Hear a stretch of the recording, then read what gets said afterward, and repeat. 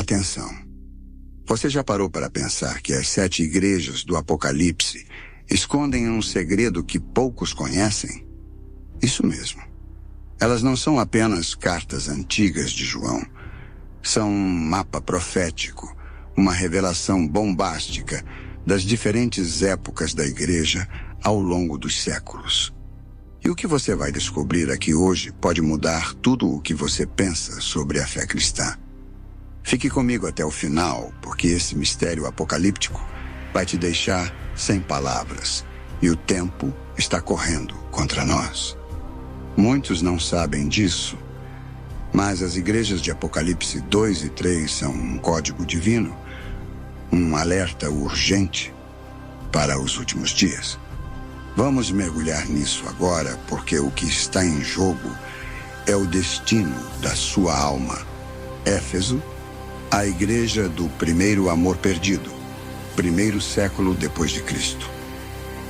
Éfeso é o ponto de partida, a igreja do século I, a era de ouro dos apóstolos. Mas aqui está o choque. Ela representa a igreja que, logo após a morte de João, começou a desmoronar. Sim, a chama do primeiro amor, aquela paixão ardente por Cristo, aquela pureza intocada foi se apagando. Muitos não sabem disso. Éfeso é histórica, um marco do passado que nos alerta. A igreja começou a perder sua essência logo no início. Imagine, os discípulos de Jesus ainda estavam vivos, mas a rotina, a distração e o comodismo já estavam minando a fé. Jesus lançou o aviso como um trovão.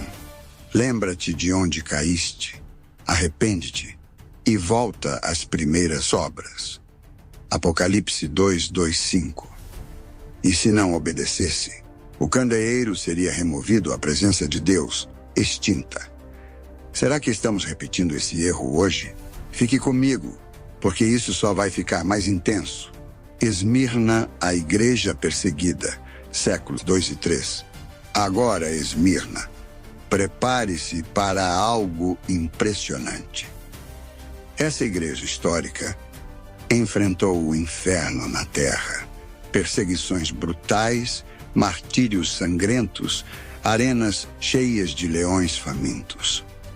Muitos não sabem disso, mas ela simboliza os séculos 2 e 3, quando os cristãos eram caçados como animais pelo Império Romano. Era a fé sendo testada no fogo e eles venceram. Jesus não exigiu nada além de coragem. Ser fiel até a morte e dar-te-ei a coroa da vida. Apocalipse 2:10. Pense nisso. Enquanto o sangue escorria, a igreja crescia. Mas aqui está o segredo sombrio. Essa resistência preparou o terreno para algo muito mais perigoso que vem a seguir. Você já imaginou o que acontece quando a perseguição acaba e o poder entra em cena? Continue comigo, porque o próximo passo é um choque. Pérgamo, a igreja que se casou com o mundo, século IV, era de Constantino. Chegamos a Pérgamo. E aqui o tom fica apocalíptico. Esta é a última das igrejas históricas. E ela marca um ponto de virada sinistro. Muitos não sabem disso, mas Pérgamo é o momento em que a igreja fez um pacto com o diabo, ou melhor, com o mundo. No século IV, o imperador Constantino declarou o cristianismo como religião oficial de Roma. Parece bom, né? Mas foi uma armadilha. A igreja trocou a cruz pelo trono, a simplicidade pela pompa, a verdade pela corrupção. Jesus avisou: onde está o trono de Satanás? Apocalipse 2:13. E onde estava esse trono? Na aliança com o poder temporal. Esse casamento abriu as portas para a decadência espiritual que ecoa até hoje. Quer saber como isso se desdobrou?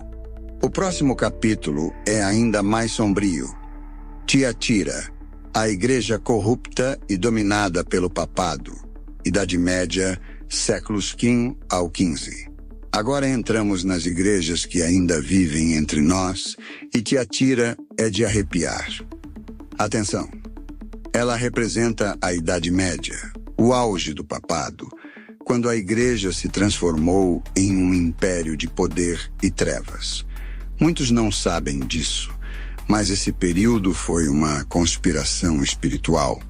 Bispos com coroas, cruzadas sangrentas, indulgências vendidas como ingressos para o céu.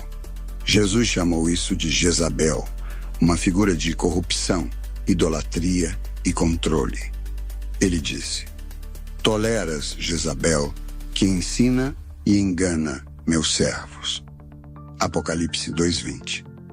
Era o trono de Satanás em plena ação, disfarçado de santidade. E o pior, essa influência não morreu, ela se infiltrou nas sombras da igreja moderna. Quer saber como isso evolui? Sardes. A igreja reformada, mas ainda morta. Século XVI, reforma protestante. Sardes surge com a reforma protestante. E aqui está o gancho. Parecia uma revolução, mas era um cadáver maquiado. Muitos não sabem disso, mas apesar de Lutero e seus pregos na porta, a igreja continuou carregando um peso mortal. Jesus foi direto. Tem nome que vive, mas está morta. Apocalipse 3:1. A reforma trouxe luz, sim, mas também trouxe divisões, formalidades e uma fé que muitas vezes ficou só no papel. Sardes é uma igreja incompleta que começou a acordar, mas não foi até o fim. E hoje, quantas igrejas têm placas brilhantes, mas corações frios? Fique comigo, porque a próxima igreja é a esperança que todos esperam. Filadélfia, a igreja fiel e do avivamento. Século XVIII ao presente. Filadélfia é o raio de luz no caos. Uma igreja fiel, humilde, que resiste ao mundo e brilha como nunca. Muitos não sabem disso, mas ela representa os grandes avivamentos dos séculos XVIII e XIX, até hoje, aqueles momentos em que o Espírito Santo incendiou corações. Jesus prometeu: "Porque guardaste a palavra da minha paciência, eu te guardarei da hora da tentação." Apocalipse 3:10. Aqui está o segredo apocalíptico. Filadélfia é a igreja que será arrebatada, poupada da grande tribulação. Mas nem todos estão prontos para isso. Quer saber quem fica para trás? O próximo ponto é um alerta urgente. Laodiceia, a igreja morna e dos últimos dias, o cristão atual. Por fim, Laodiceia, a igreja de hoje, a dos últimos dias. Preste atenção, porque isso é pessoal. Muitos não sabem disso, mas Laodiceia é a igreja que se acha rica, cheia de bênçãos materiais, com cultos lotados e telões brilhantes. Mas Deus vê a verdade. É pobre, cega e nua. Apocalipse 3:17. É a era da prosperidade sem arrependimento, da fé superficial, do evangelho de autoajuda. Jesus avisa: "Vomitar-te-ei da minha boca." Apocalipse 3:16. E aqui está o terror. Essa igreja não será arrebatada. Ela enfrentará a tribulação, pagando com sangue por sua mornidão. Estamos vivendo isso agora. E o relógio está ticking. Onde você se encaixa? Essas 7 igrejas não são só história. São um espelho profético do que foi, do que é e do que está por vir. Muitos não sabem disso, mas elas revelam o plano de Deus e o destino da igreja. Então eu te pergunto: você ainda tem o primeiro amor de Éfeso? Está resistindo como Esmirna? Ou caiu na mornidão de Laodiceia? O tempo está se esgotando. O mundo está à beira do abismo. E o Espírito clama. Quem tem ouvidos, ouça o que o Espírito diz às igrejas. A escolha é sua, mas precisa ser agora.